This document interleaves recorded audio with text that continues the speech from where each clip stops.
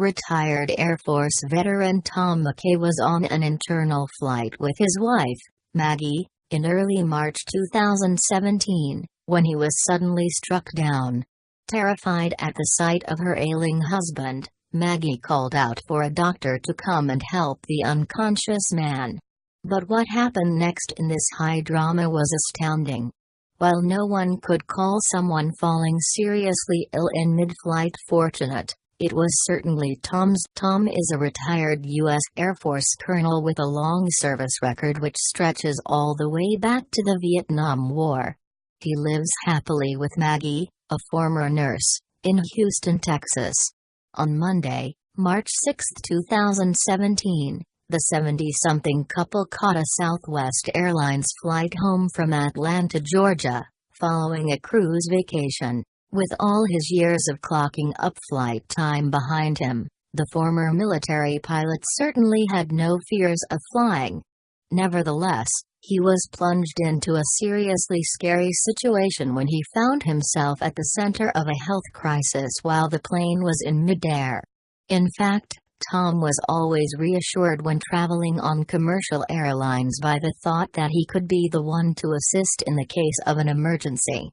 As he later told NBC News, "If one of the pilots passed out, then maybe I could go up and help." However, this was not to be that March day. Tom ended up being the person in need, and the help would have to come from elsewhere. "Somebody passed out, but it was me," he confessed to the cameras later that month. And it must have come as an almighty shock, for as the retiree recalled, everything was fine when their journey home from Atlanta began. Indeed, it had been a smooth ride for the McCays until the approximately 1-hour Atlanta to Houston flight was about halfway to its destination hub. As Maggie recalled to NBC, "I looked over at him and I could tell something wasn't right.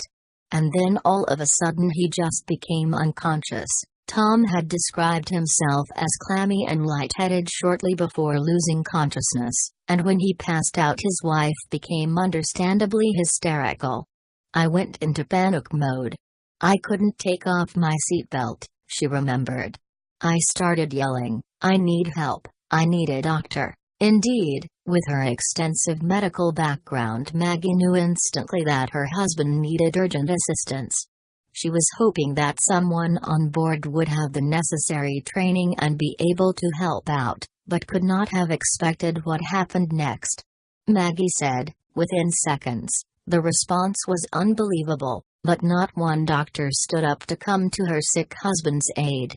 Instead, to Maggie's total astonishment, no fewer than 25 health professionals heeded the call. It turned out that they were all traveling back from a medical conference they had attended in Atlanta. In fact, medics made up some 15% of the passengers aboard the Houston-bound service. The doctors all offered to assist the ailing Tom, but in the end 5 of them focused on stabilizing the stricken man. One of their number was oral surgeon Dr. Jeffrey Aycock, who works at the University of Texas. His colleague, internal medicine professor Dr. Andrew Grant, also gave his advice, as did Dr. David Corey from Houston's Baylor College of Medicine. In addition, allergists Dr. Kristen Moore from Houston Allergy and Dr. Lenora Norowski from the Texas Children's Hospital were also on hand. And there was certainly no shortage of second opinions available for the colonel. As Dr. Moore recounted to NBC, "I told him not to worry, he had 25 medical center doctors surrounding him. The 5 professionals sprang into action to do their best for poor Tom. It was amazing with all these docs how naturally everyone fell into their own specific tasks," Dr. Corey later related. Pretty soon, Tom was stretched out across 3 of the plane's seats so that the retiree was in a position to fully open his airway and send much-needed oxygen to his brain. "I was seats behind the couple, but the wife started panicking and calling out for help," Dr. Aycock told NBC News.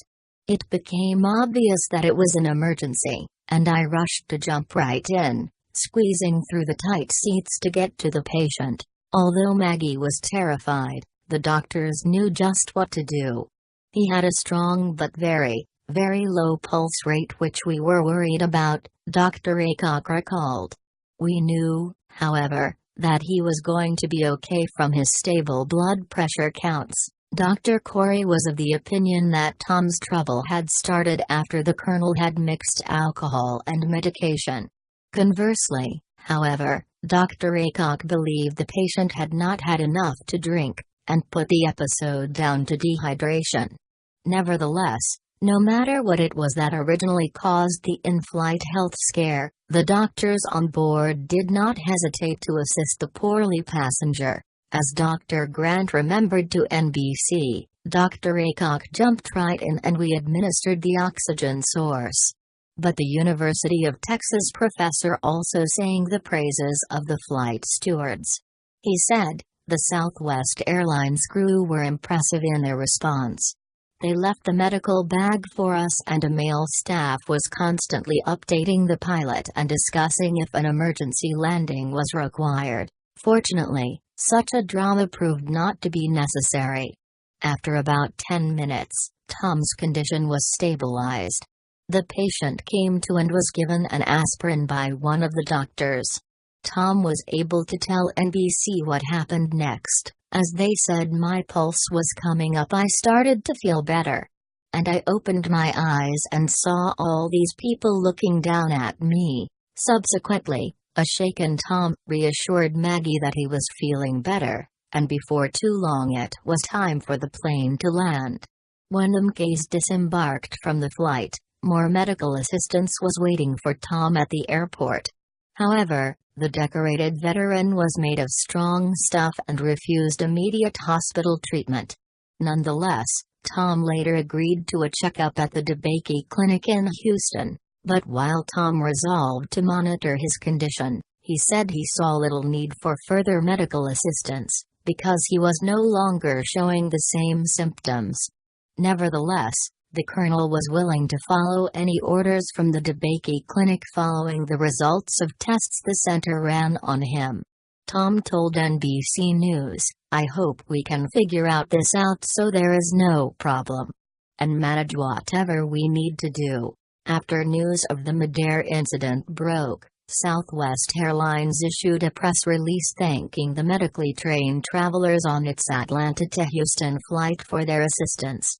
The statement read, We are beyond grateful for the aid provided by several medical professionals to stabilize the passenger.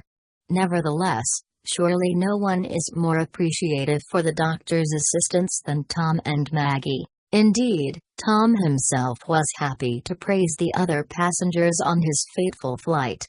It was our lucky day, he told NBC News. It ended up okay and thanks to all those people that helped us. And Maggie will never forget the care shown to her husband that day, either. I just feel like God was hovering over the plane with the amount of doctors there, she exclaimed.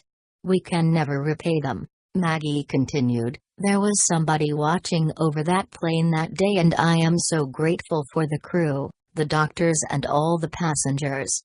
The passengers were all reaching out. It was just unbelievable and really restored your faith in mankind.